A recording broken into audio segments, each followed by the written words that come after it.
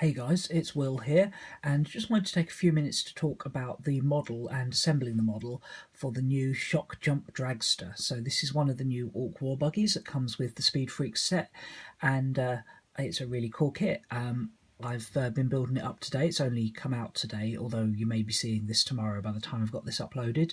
But yeah, I've been building this today, among other things, and yeah, I've enjoyed putting it together. It's certainly not an easy to build kit, in the sense it's not one of the sort of push fit like 10 components and your vehicle's done type of models that GW have been doing a lot of their big box sets lately. This is a proper, kit that you're really going to have to follow the instruction manual for. But I think that's a good thing, because that allows it to have more detail. The push fits have always been a bit controversial because they don't always push fit as easy as you would like. And also it allows you to do this in sub-assemblies.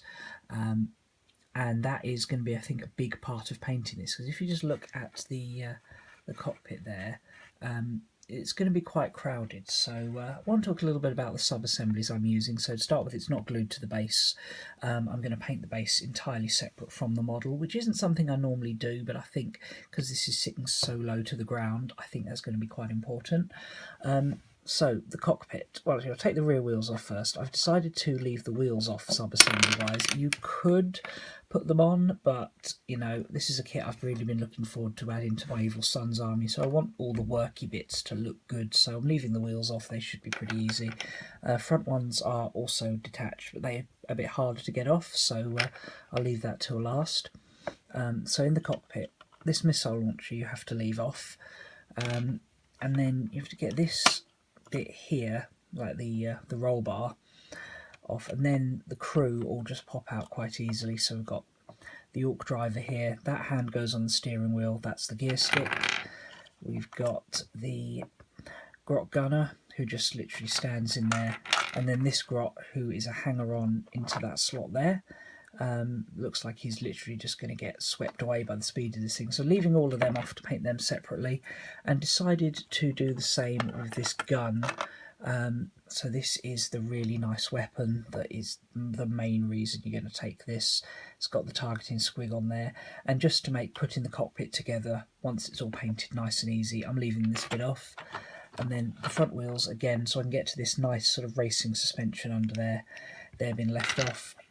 And finally, even the engine comes out, so this must be one of the most complicated sub-assembly components in terms of the sculpture of it that GW have ever done. You've essentially got 3 layers of shock attack gun, followed by this sort of thing that connects it to the rear of the car, and then the final outer engine.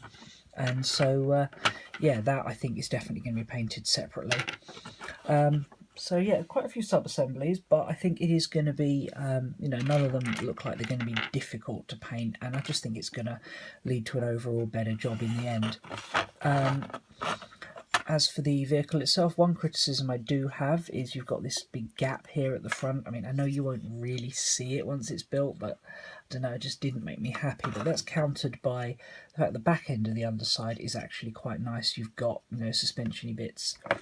And these are wooden planks. Now, why on earth has this got a wooden plank under it? Well, it's partly based on a real-world racing car, and I know in Formula 1 they have a wooden plank under the bottom of the car. Now, it's got 2 of them here. I, off the top of my head, can't remember the exact purpose it serves, but it is, like regulation and requirement that you have a wooden plank under an F1 car. So, an interesting little touch. I say, for putting it together, there was nothing difficult other than just thinking about sub-assemblies for painting, and maybe this component here, these saw blades, were a little on the fiddly side, because each one of those is a separate component and you have to put them together in the right order so they all join. But yeah, other than that, it's just a case of following the instructions, and yeah, it makes quite a nice little model, and I'm looking forward to painting this. It's been a while since I've done much with my Orcs, but now October is here, the Codex is only a few days out. I'm really looking forward to getting my Cult of Speed back into action.